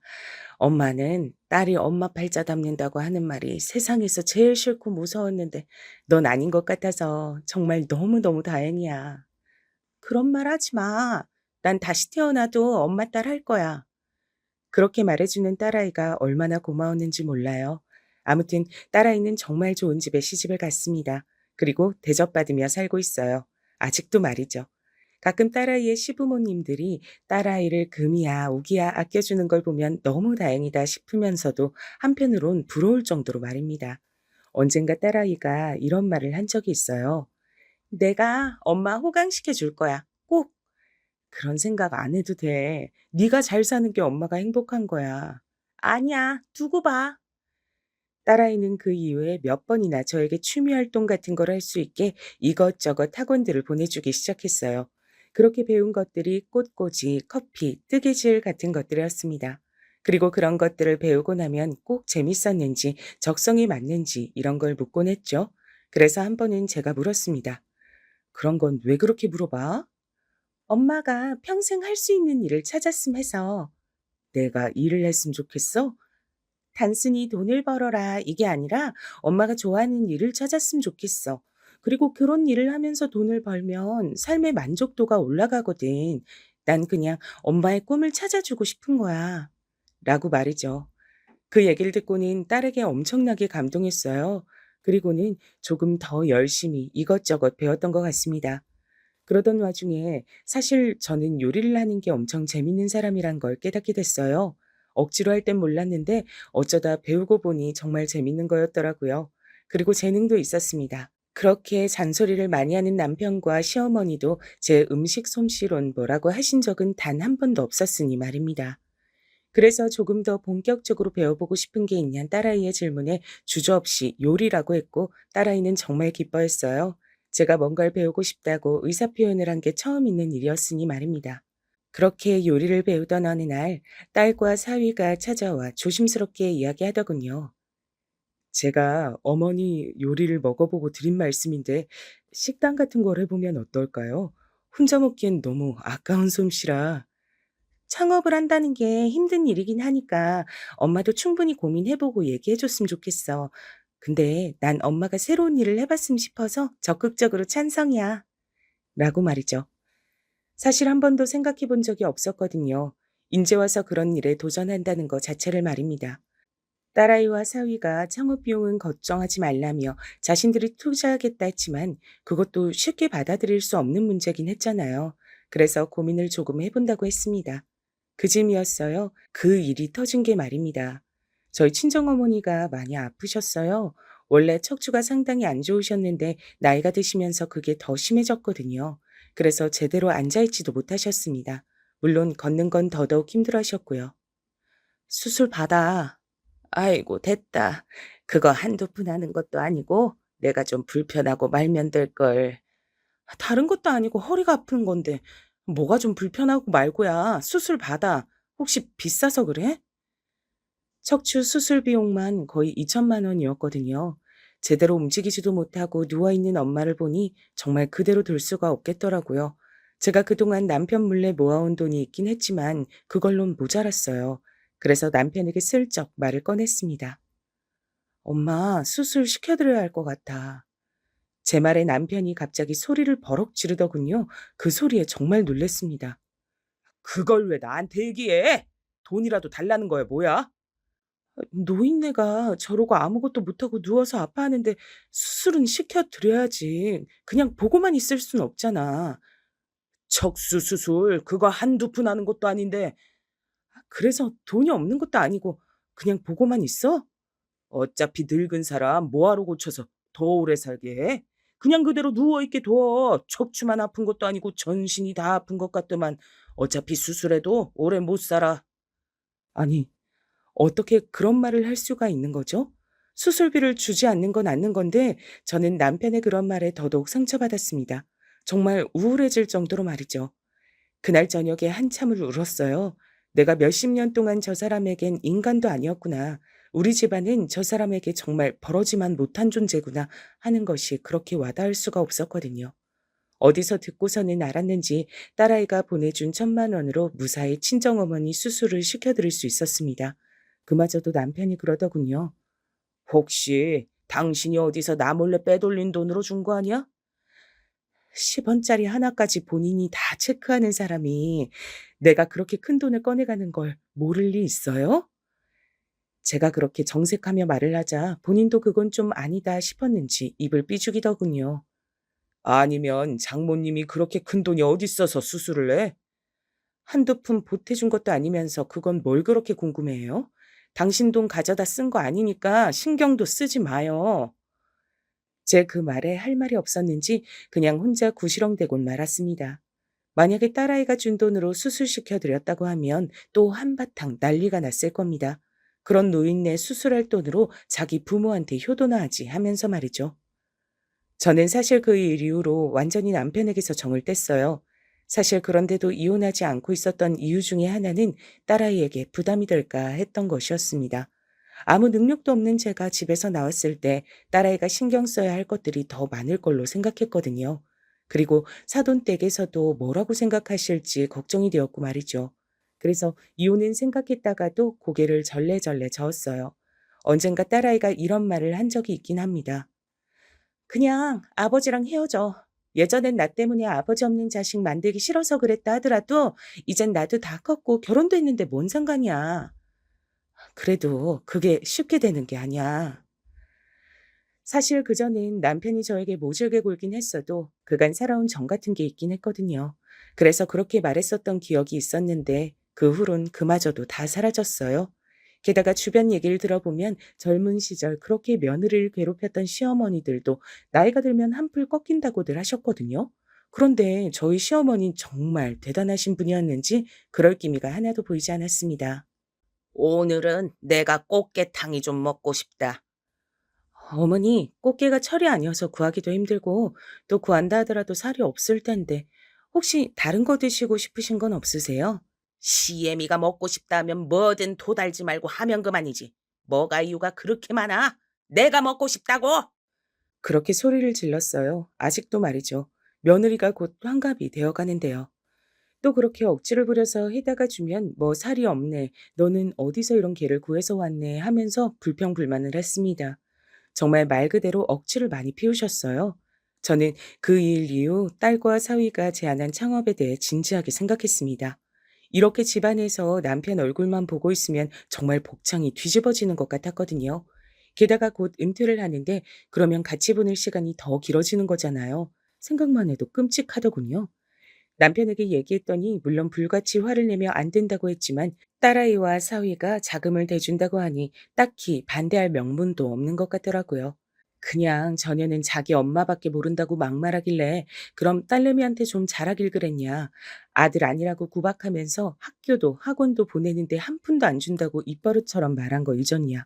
애는 아직도 그거 기억하고 있다고 하니 쩝 입맛을 다시며 입을 다물더군요. 자기가 생각해도 할 말이 없었을 겁니다. 실제로 그런 이유로 지금도 딸내미 앞에선 말 한마디 제대로 못하니까 말이죠. 원래 뭐라고 한 적이 한 번 있긴 했어요. 제 생일엔 선물이다, 현금이다, 밥이다 거하게 챙기면서 지 아빠 생일엔 계좌로 용돈을 붙이고 전화 한 통 한 게 다였거든요. 너는 네 엄마랑 날 이렇게 대놓고 차별을 하냐? 어? 아버지도 저 딸이라고 하나도 해주는 거 없이 키우셨잖아요. 솔직히 아버지가 저에게 그런 말 할 자격은 없다고 생각하는데요. 먹여주고 입혀줬으니 전 딱 그만큼의 도리만 할 겁니다. 저한테 그 이상을 바라시는 건 너무 염치가 없으세요. 정색하며 우다다 이야기하는 딸아이의 모습에 그 이후로는 절대 그런 말들을 딸아이 앞에선 꺼내지 않습니다. 본인도 부끄러운 줄은 아는 거죠. 그래서 그 창업 문제도 제 앞에서만 뭐라 마음에 안 든다고 얘기했을 뿐 딸 앞에서는 말 한마디 못했어요. 그건 시어머니도 마찬가지였습니다. 시어머니도 언젠가 한번 너는 할머니는 안 보이냐 타박했다가 할머니가 저한테 해준 게 뭐가 있으시냐 아들 아니라고 구박받게 더했냐 지금 저한테 뭔가를 바라시는 건 너무 양심이 없으신 것 같다며 한바탕 난리가 난 적이 있었거든요. 그 이후론 손녀 얘긴 잘 하지 않으셨어요. 가끔 나와도 그 싹퉁 바가지 정도로만 얘기했고 말이죠. 물론 저에겐 네가 하면 뭘 하겠냐는 둥, 너는 그냥 조용히 집에서 살림이나 하라는 둥, 네가 요리 잘한다고 하니 진짜 그런 줄 아느냐는 둥 그런 소리를 해대긴 하셨지만 말입니다. 거의 망하길 바라며 저주하다시피 했지만 그 두 사람의 말과는 반대로 초반부터 장사가 꽤 괜찮게 됐어요. 물론 그마저도 남편과 시어머니는 오픈빨이라는 둥, 원래는 처음엔 장사가 잘 된다는 둥, 여전히 그런 말만 해댔지만 말입니다. 저도 장사에 재미를 붙여가고 있었어요. 손님들이 맛있다고 해주시면 기분이 너무 좋고 한 번 오셨던 분이 다시 오면 정말 눈물이 날 것 같은 기분이 들기도 했습니다. 그냥 그 모든 게 너무 재밌었어요. 그리고 무엇보다 제 손으로 돈을 버는 행위 자체가 참 뭐랄까 뿌듯하더라고요. 남편에게 이제 더 이상 생활비가 어쩌고 하는 싫은 소리 하지 않아도 되고 더 이상 눈치를 보지 않아도 됐고 말이죠. 그전엔 생활비로 10만 원만 더 나가도 살림을 잘하네 못하네 사치를 하네 아니네 하면서 말도 안 되는 소리를 해댔었거든요. 그리고 무엇보다 제가 번 돈으로 눈치 없이 뭔가를 사고 입고 하는 것들 그리고 저희 친정 엄마에게 용돈을 줄 수 있다는 게 정말 눈물이 나게 기뻤습니다. 그런 건 처음 해봤거든요. 제가 일이 바빠지자 남편과 마주치는 시간도 줄어들었고 그건 당연히 시어머니와도 그랬습니다. 그래서 거기에서 받는 스트레스도 많이 줄었어요. 만나는 사람마다 바쁘다더니 얼굴은 더 좋아졌네 하는 말들을 들었습니다. 한창 그렇게 바빠서 정신이 없을 때 시어머니 생신인 날이 있었던 적이 있어요. 이때 있었던 일을 말씀드릴까 합니다. 원래 시어머니 생신 땐 제가 음식을 했는데 이번엔 정신이 없어서 제대로 가진 못했어요. 평소에 해드렸던 것보다 가짓수가 조금 적긴 했습니다. 그래도 그만큼 용돈을 더 챙겨드리면 된다고 생각했죠. 그래서 그날은 가게 휴무이기도 해서 오전 일찍 음식을 해 시댁에 들고 갔습니다. 그런데 시어머니는 보자마자 이렇게 말했어요. 이게 다냐? 아, 이번엔 가게 때문에 정신이 없어서요. 그래도 어머니가 좋아하시는 건 다 했어요. 미역국이랑 꽃게탕, 갈비찜 하는데 시어머니가 제가 들고 온 미역국 냄비를 바닥에 집어 던지시더군요. 제가 너무 놀라서 그 자리에 굳어 있었습니다. 돈 좀 번다고 시어머니한테까지 유세를 떨 작정이지 네가? 아, 아니 어머니 어디서 이따위 음식들을 시어머니 생일이랍시고 들고 와? 네가 지금 제정신이냐? 어? 아니 이게 다가 아니고 뭐? 뭐가 더 있는데? 아니 뭐가 더 있대도 너 요즘 오라고 해도 가게 때문에 못 온다. 뭐 해달라고 해도 바빠서 못 한다. 마음에 안 드는 게 한두 가지인 줄 알아? 그런 얘기를 가만히 듣고 있는데 저도 그동안 쌓였던 게 터지는 기분이 들더군요. 아니 어머니, 제가 진짜 바쁜 게 사실이고 하기 싫어서 안 하는 게 아닌 것도 사실이고, 그리고 주변에 한번 물어보세요. 나이 60이 다 돼서 아직도 이렇게 시어머니 시집살이 하는 며느리가 있는지요. 저는 듣지도 보지도 못했네요. 다른 댁 시어머니들은 그래도 나이가 들면 성격도 유해진다는데 어머님은 왜 갈수록 점점 더 괴팍해지시는지도 모르겠고. 뭐? 괴팍? 이게 말 다 했어? 하면서 시어머니가 그대로 제 머리채를 잡으셨습니다. 어찌나 힘도 좋으신지 전 그대로 끌려갔어요. 그렇게 아프다고 소리를 지르는 저를 한참을 머리를 쥐뜯고 나서야 놓아주었습니다. 전 그대로 그 집을 나왔고요. 눈물이 나더라고요. 엉엉 울면서 집으로 돌아왔습니다. 그리고 한참을 앉아 있는데 남편이 왔어요. 시어머니에게 얘기를 다 들었다는 듯 들어오자마자 절 향해 소리쳤습니다. 당신 미쳤어? 어머니한테 그런 소리를 해? 어머님이 바쁘다고 그동안 얼마나 당신을 봐줬는데 생일에 평소만 못하면 어른으로선 당연히 서운할 수 있는데 거기다 대고 시집살이니 괴팍하다느니 그런 얘기를 해? 지금 당장 다시 가서 무릎 꿇고 싹싹 빌어. 어머님이 안 받아주신다고 해도 빌어. 당장! 그런 말까지 들으니 더 서럽더라고요. 물론 남편이 제 편이라거나 절 이해해 주거나 했던 적이 평생가야 없긴 했지만 이 나이에 이 꼴을 당하고 앉아있는 자기 아내에게 얘기를 들어볼 생각은 하나도 하지 않고 대뜸 소리만 지르는 저 모습이 말입니다. 그래서 저도 모르게 큰 소리가 나갔어요. 당신 눈에 내 꼴은 안 보여? 라고 말이죠. 남편은 처음 보는 저의 그런 모습에 상당히 놀란 듯 멈칫했습니다. 하지만 물러설 생각은 없어 보였어요. 어른이 말 안 들으면 자식한테 좀 그럴 수도 있지. 내가 어머니 자식이야? 난 우리 엄마 자식이야. 며느리도 자식이지 뭔 소리야? 당신 여태 그런 마음으로 우리 어머니 대한 거야? 어머님이 나를 단 한 번이라도 자식으로 생각해 준 적이 없는데 내가 무슨 어머님을 부모로 대해. 나는 이 집 종밖에 더 어딨어. 그리고 며느리도 자식? 그렇게 따지면 사위도 자식인데 당신 우리 집에 어떻게 했어? 남보다 못했잖아. 제가 그렇게 몰아붙이니 남편은 뭐라 말해야 할지 모르겠다는 어벙벙한 얼굴로 서 있더군요. 그 모습조차 너무 꼴보기가 싫었습니다. 지금 당신이 나한테 그런 말을 할 자격이 있어? 난 이제 안 할 거야. 며느리 노릇이고 뭐고 아무것도 안 할 거니까 싫으면 이혼하든가. 그렇게 말하고는 집에서 나와 그대로 친정으로 갔습니다. 그러곤 무슨 일로 왔냐는 친정 엄마의 말에 그냥 엄마 보고 싶어서 왔다는 말과 함께 며칠 정도 머물렀어요. 그랬더니 어느 날 남편에게 연락이 와 있더군요. 내가 미안하니까 그만 집으로 들어와. 언제까지 나가 있을 거야. 잘못했다. 사실 그때까지만 하더라도 진짜로 이혼할 마음은 없었어요. 게다가 남편이 그렇게 저에게 사과한 적은 처음이었기 때문에 한 번은 봐주자 하는 마음이 들었던 것도 사실이었고 말이죠.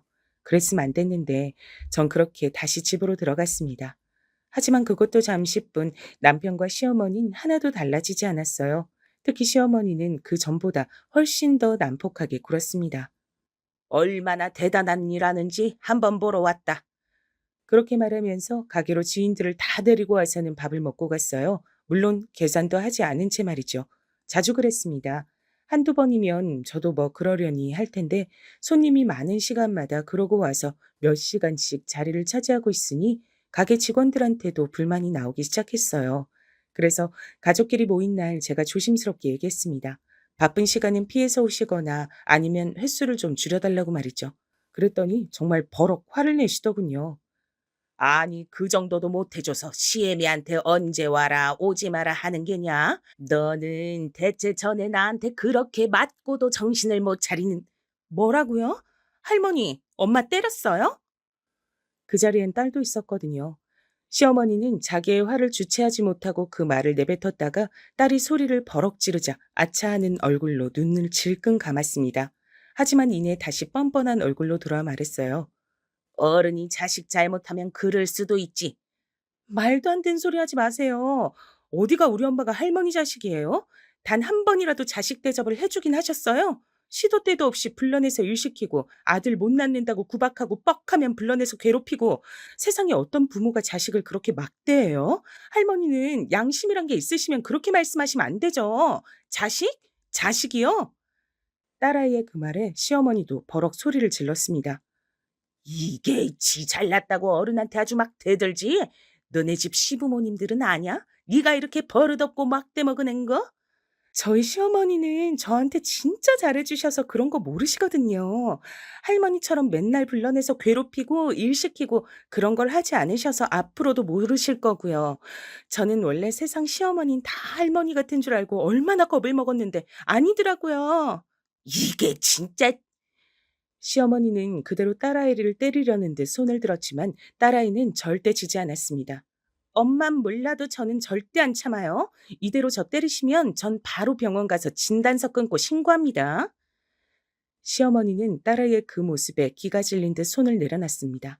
어디서 저런 게 할머니만 하겠어요. 엄마, 나와, 가자. 그렇게 딸아이의 손에 이끌려 나왔습니다. 딸아이는 저를 데리고 그대로 나왔어요. 그러곤 당장 이혼하라며 닥달했습니다. 이제 엄마, 뭐가 모자라서 그렇게 당하고만 있어? 돈도 벌고 충분히 독립할 수 있잖아. 난 엄마가 거기서 그런 취급받는 거 더는 못 보겠어. 딸아이의 그런 말에도 그리고 저도 여기서 더는 살아선 안 되겠다 생각했지만 선뜻 이혼이 마음대로 되진 않더라고요. 그리고 그날 이후 남편이나 시어머니가 저를 덜 괴롭힌 것도 있었고 말이죠. 게다가 제가 일이 너무 바빠서 그런 것에 정신을 쏟을 여력이 없긴 했습니다. 남편과 시어머니는 제가 얼마나 버는지 잘 모르는 것 같았어요. 사실 그쯤까진 식당이 바쁘긴 했지만 엄청나게 장사가 잘 되는 건 아니었거든요. 그냥 동네에서 맛집이라고 소문이 조금 난 정도? 그래서 남편과 시어머니는 제가 바쁘다고 하면 매일 이렇게 말했습니다. 그거 얼마나 본다고 그렇게 바빠? 하여간 쓸데없는 짓 하는 데 뭐가 있어. 냅둬라. 주제에 뭐 한다고 유세 떨라 그러나 본데 요즘 자영업이 얼마나 망하니 망하는데 얼마 못 가. 사실상 거의 악담 수준이었습니다. 망하라고 고사만 안 지냈지 말이에요. 그러던 어느 날이었어요. 친정어머니가 다시 몸이 안 좋아지셨거든요. 이번엔 척추가 아니라 심장 쪽 문제였는데 수술로 뭔가를 넣지 않으면 오래 살지도 못하고 살더라도 굉장히 힘드실 거란 얘기를 들으셨다고 하더군요. 엄마는 그걸 또 저에게 얘기하지 않았습니다. 알고 봤더니 그 수술 비용이 만만치 않더라고요. 엄마 딸 이제 돈 벌어. 그렇게 미안해하지 않아도 돼. 식당 일 하면서 그렇게 힘들게 번 돈을 어떻게 이렇게 함부로 쓰나. 엄마 아픈데 보태는 게 함부로 쓰는 거야? 무슨 말을 그렇게 해. 엄마의 그 말에 마음이 너무 아파서 울었던 기억이 있네요. 이번엔 수술비를 전액 제 돈으로 냈습니다. 남편에게도 따로 말하지 않았고 말이죠. 물론 모아둔 돈 거의를 다 써야 했지만 그 어떤 금액도 엄마가 아프지만 않다면 낼 수 있었어요. 그렇게 수술이 끝나고 며칠이 지난 어느 날이었습니다. 엄마 병원에 들고 갈 죽과 반찬들을 싸서 나가는데 남편이 절 잡더라고요. 장모님 심장 수술하셨어? 그걸 어떻게 알았어? 어떻게 알았는지 중요한 거 아니고 왜 말 안 했어? 전에 엄마 척추 수술할 때 일이 생각나서 아예 얘기하지 않은 거였거든요. 뭐 얘기한다고 해서 걱정을 하거나 뭘 해줄 사람도 아니었고 말이죠. 그래서 그냥 얘기하지 않은 건데 남편은 다른 부분에 꽂힌 듯 했어요. 수술비 어떻게 했어? 들어보니 심장 수술이 한두 푼이 아니라던데. 그게 왜 궁금한데? 장모님이 그 돈이 있을 리 없고 당신이나 희은이 돈 받은 거 아니고? 그렇다고 한들 그게 뭔 상관이야? 당신한테 달라고 한 것도 아닌데. 나랑 왜 상관이 없어? 당신 돈이면 그건 공동재산이니까 나한테도 논의해야 있고 희은이 돈이면 대체 언제까지 자식한테 손 벌려가며 병치래야 하는데 그것도 지 부모 아니고 왜 할머니를. 결국 돈 얘기더군요. 제가 어이가 없어서 말했습니다. 내가 번 돈인데 그게 왜 공동재산이야? 그럼 나는 내가 번 돈인데 당신한테 생활비 왜 줬어? 그걸 생활비 줬다고 할 수 있어? 말 그대로 최소한 먹고 자고 할 비용을 준 거지. 가스비, 전기세, 그리고 장 보는 비용 등등. 정말 생활에 필요한 금액 말고 10원 한 장 당신이 나한테 돈을 더 준 적이 있어? 매달 어디에 얼마 썼는지도 보고받았잖아. 남편은 그 말에 입을 다물더군요. 할 말이 없었겠죠. 하지만 그 뻔뻔함은 상상을 초월했습니다. 그럼 당신도 나한테 생활비 줘. 그럼 네가 살림도 해. 너무 화가 나서 버럭 소리를 질렀어요. 지금 무슨 말도 안 되는 소리를 하나 싶더라고요. 당신이 살림 살고 요리하고 다 해. 그러면 내가 생활비 줄 테니까. 대신 매달 어디에 얼마 썼는지 나한테 꼭 보고하고. 그랬더니 할 말이 없는지 입을 삐죽거리더군요. 어디서 말도 안 되는 소리를 하고 있어. 남자랑 여자랑 같아? 뭐가 다른데? 그리고 그래서 당신이 여태 나 그렇게 취급하면서 살았잖아. 왜? 그걸로는 아직 부족해? 그렇게 또 한바탕 난리가 나며 그 일이 지나갔습니다. 아니, 저는 아무리 뻔뻔해도 본인 입으로 저런 소리를 할 줄은 몰랐거든요. 척추 수술 때 늙은이 그렇게 더 살아서 뭐하냐고 그렇게 막말을 하던 사람이 제가 그걸 다 얘기하겠냐고요. 그때부터 저는 이혼을 하기로 마음을 먹고 여기저기 상담을 다녔습니다. 물론 딸아이의 도움을 받아서 말이죠. 저는 사실 사위나 사돈댁이 어떻게 생각할까 싶어서 더 못한 것도 있었거든요. 겉으론 괜찮다, 상관없다고 해도 속으론 무슨 생각들을 할지 사실 모르는 일이잖아요. 그런데 사위는 진심으로 저의 그런 선택을 응원해줬습니다. 저는 어머님의 선택을 정말 응원하고 존중합니다. 그동안 아버님이 어머님한테 하시는 행동들을 보면서 옳지 않다고 생각했던 적도 많고, 그리고 새로운 인생을 시작하시기에 나이가 무슨 상관이 있겠어요. 저희 집에서도 그런 건 전혀 개의치 않아들 하시니 너무 걱정 마세요. 그 말에 굉장히 용기를 많이 받긴 했어요. 고맙기도 했고 말이죠. 그렇게 저는 남편과 한참 이혼 준비 중이었습니다. 물론 남편은 몰랐고 말이죠. 남편은 제가 그동안 계속 참으며 살았고 최근에 이렇게 장사하고 제가 밥벌이를 하면서도 별 다른 행동을 하지 않으니 그냥 이렇게 살겠다고 생각하는 모양이었어요. 그러니 저에게 계속 막대할 수 있었던 거겠죠. 그러던 어느 날이었습니다. 여느 날처럼 시어머니가 절 부르셨어요. 보나마나 반찬 같은 것들을 해달라고 한다거나 심부름이었을 거라 가지 않을까도 생각했지만 그마저도 얼마 남지 않았다는 생각으로 시어머니 집에 갔었습니다. 물론 제 예상처럼 음식을 해달라, 청소해달라 그런 얘기를 하기 위해 부른 건 맞았어요. 그런데 시어머니의 모습이 평소와는 달라 보이긴 했습니다. 어디 안 좋으세요? 시어머니는 한눈으로 봐도 어딘가 아파 보이는 사람의 모습을 하고 있긴 했어요. 제가 그렇게 묻자 아픈 몸을 하고도 저에게만큼은 지고 싶지 않은 건지 아니면 자신이 늙고 아프다는 걸 저에게 보여주는 게 자존심이 상했던 건지 어떤 건지 눈을 부릅뜨고 째려보더라고요. 정말 대단하신 분이죠? 그냥 감기가 좀 걸렸을 뿐이다. 시애미가 뭐 해달라 하면 그냥 군말 없이 해주는 거지. 뭐 입을 그렇게 많이 대? 아프냐 한마디 물었을 뿐인데 그렇게 나오는 사람이 저희 시어머니셨어요. 저도 그래서 더는 묻지 않았습니다. 그냥 해달라는 거 해드리고 나왔어요. 마지막이라고 생각하니까 별로 그다지 화도 나지 않더라고요. 그리고 며칠이나 지났을까요? 가게에서 일을 하고 있는데 남편에게서 다급하게 전화가 왔습니다. 병원이라더군요. 그래서 일을 직원들에게 맡기고 병원으로 달려갔어요. 시어머니가 쓰러지셔서 입원하셨더라고요. 원래 신장 쪽이 안 좋았었는데 요즘 들어 심해지셨던 모양이야. 그래서 투석을 받아야 한다네. 남편이 그렇게 말을 하는데도 제가 무감각한 얼굴로 남편을 가만히 바라봤거든요. 남편이 말을 이었습니다. 일단 급한 대로 내가 병원비는 다 냈어. 뭐 병원비 낸 거 두고 뭐라고 할 생각도 없었어요. 저희 엄마한텐 늙어서 그렇게 병원에 돈 들여가며 살아선 뭐하나 하더니 자기 엄마 아프니까 한 번의 망설임 없이 그렇게 병원비를 낸 게 웃기긴 했지만 말입니다. 하지만 남편이 그 뒤로 한 말에는 정말 참을 수가 없었어요.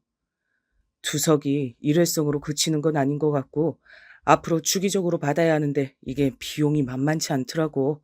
다음엔 당신이 좀 내. 무슨 소리를 하나 잠시 생각했어요. 제가 정말 모르겠다는 얼굴로 남편에게 되물었습니다. 내가 왜? 저의 그 말에 오히려 남편이 황당한 얼굴을 하더군요. 정작 황당해서 말도 안 나오는 건 저였는데 말입니다. 왜냐니? 어머니 아프신데 그럼 안 하려 그랬어? 당신은 안 했잖아. 우리 엄마 아플 때.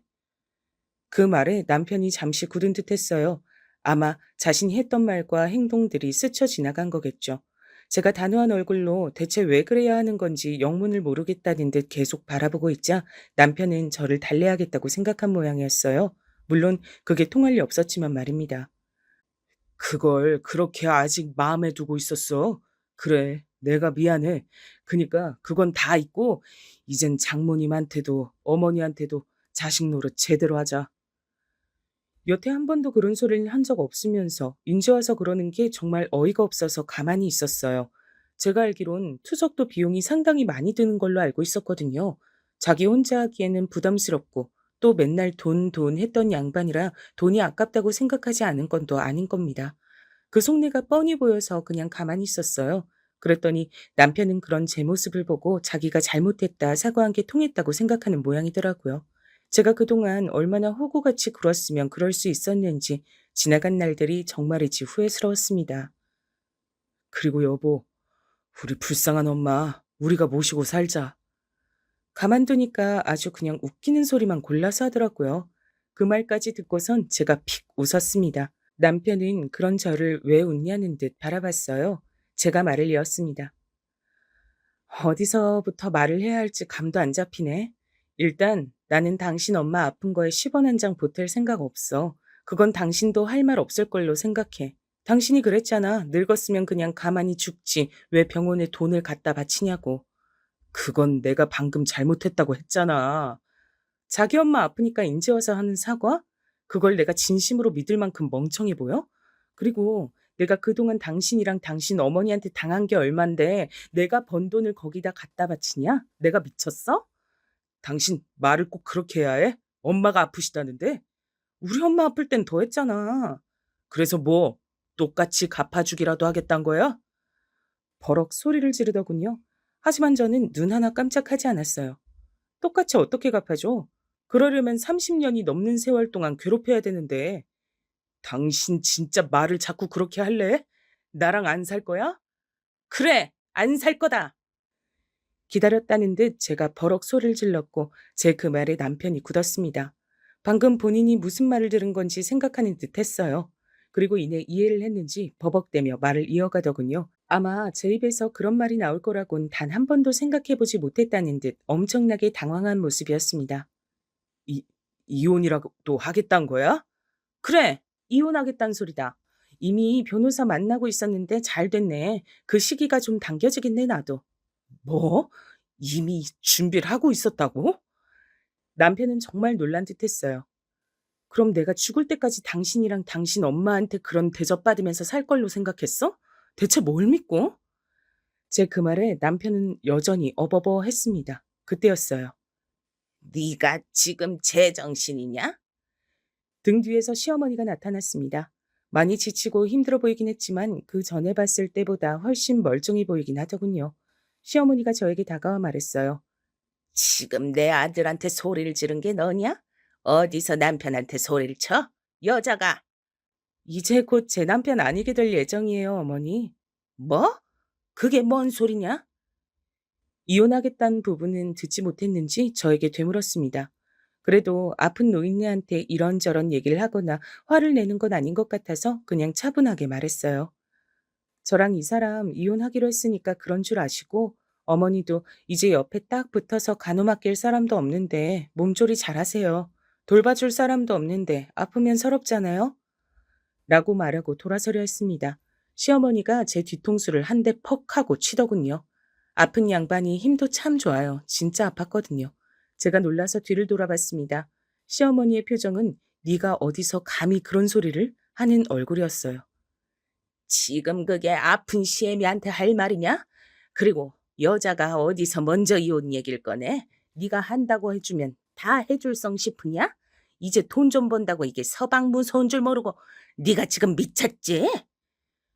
그렇게 소리를 지르시는 걸 보니 기력이 다 돌아오신 듯 보였지만 그래도 병원에서 큰 소리를 내는 건 실례잖아요. 그래서 흥분하지 않고 차분하게 얘기했어요. 이미 변호사 만나서 이혼 준비 중이고요. 만약에 저 사람이 안 해준다고 하면 소송까지 갈 생각입니다.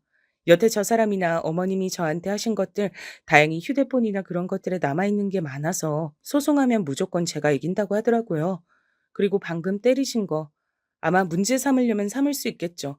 어머님이 무슨 소리를 어떻게 하셔도 전 이혼하고 이제 어머니 며느리 아니니까 막대하지 마세요.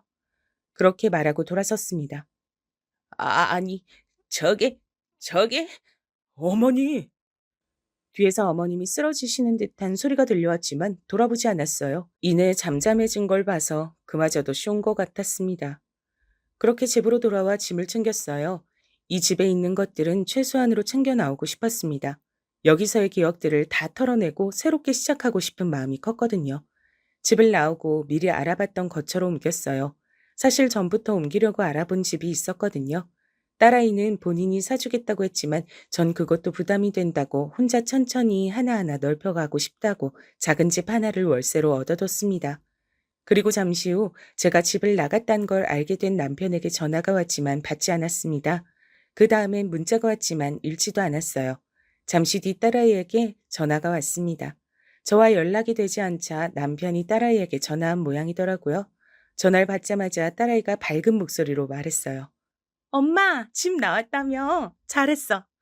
세상 어떤 딸이 엄마가 집을 나왔다는데 잘했다고 하는지 원. 그 현실이 씁쓸해서 웃었습니다. 네 아빠가 전화했댄? 엄마 어딨냐고. 그래서 모르고 알아도 아빠한테는 알려드릴 생각 없으니까 나한테 묻지 말라 그랬어. 그렇게 집을 나온 뒤 본격적인 이혼 절차가 진행됐습니다. 남편은 당연히 합의하지 않았어요. 그래서 소송으로 갔습니다. 그 사이에 협박도 하고 빌어도 보고 저에게 할 수 있는 건 다 하는 듯 보였지만 전 하나도 받아주지 않았죠. 그리고 소송이 남편에게 완전히 불리하게 돌아갔고 남편도 그걸 인정하던 어느 날이었습니다. 어머니가 당신 한번 보고 싶대. 시어머니가 저를 보고 싶다고 했다더군요. 뭐 마지막 인사라도 해야겠다 생각했습니다. 그때 병원에서 본 모습이 마지막인데 제대로 인사도 안 했잖아요. 어쩌면 이제 살아생전엔 평생 볼 일도 없을 수 있으니 그냥 인사나 하러 가야겠다 하는 마음으로 찾아갔어요. 그간 미안했다. 그러니 그만하거라. 예상을 아예 하지 않은 건 아니었어요. 건너듣기론 병간호해 주는 간병인들도 하나같이 마음에 안 든다며 잘라냈고 음식도 워낙 까탈스럽게 굽는 바람에 스스로 그만둔 분들도 많았다고 들었거든요. 본인이 불편한 게 많아지고 힘이 드니 미안하다 사과를 할 거란 걸 이미 알고 있었습니다. 어머니, 저는 어머니 사과 한마디로 물러설 거였음 시작도 안 했어요. 이건 제가 한두 번 당한 걸로 내린 결정이 아니에요. 수십 년간 쌓여온 겁니다. 그러니까 사과한답시고 해결될 일도 아니죠. 전 어머니 며느리로 살 생각이 죽어서도 없어요. 그러니 포기하시고 어머니도 불편하면 불편한 대로 사세요. 평생 며느리 부려먹으며 편하게 사셨으면 이젠 좀 그래도 돼요. 제 말에 뭐라 하는 시어머니를 그대로 두고 사온 과일을 두고 나왔어요. 잘 지내시란 인사를 하고 말이죠. 위자료나 재산 분할은 많이 받지 않는 걸로 최종 합의했습니다. 아마 시어머니 병원비에 돈이 많이 들 거예요. 그걸 알고 있었기 때문에 더 받지 않았죠. 남편도 그 조건으로 더 시끄럽게 굴지 않고 합의를 해준 거고요. 그렇게 다 정리했습니다. 저는 이제 장사를 하면서 혼자 살고 있어요. 장사 규모가 점점 더 커지고 제가 마련한 살림살이들이 늘어나고 요즘은 그 재미로 하루하루를 즐겁게 보내고 있습니다. 물론 남편은 까탈스러운 시어머니 때문에 고생이 많은 듯 했지만요. 이제 제 마음의 반의 반이라도 알지 모르겠네요. 늦었다고 생각했지만 그런 게 아니었더라고요. 지금 돌이켜보니 그렇습니다. 그때 그런 결정을 내리지 않았으면 지금 전 시어머니 병간호나 하며 또 하루하루를 힘들고 우울하게 살아내고 있었겠죠. 생각만 해도 끔찍하네요. 긴 얘기 들어주셔서 감사합니다. 세상에는 그냥 막대해도 되는 사람은 없는 것 같아요. 시어머니와 남편이 그걸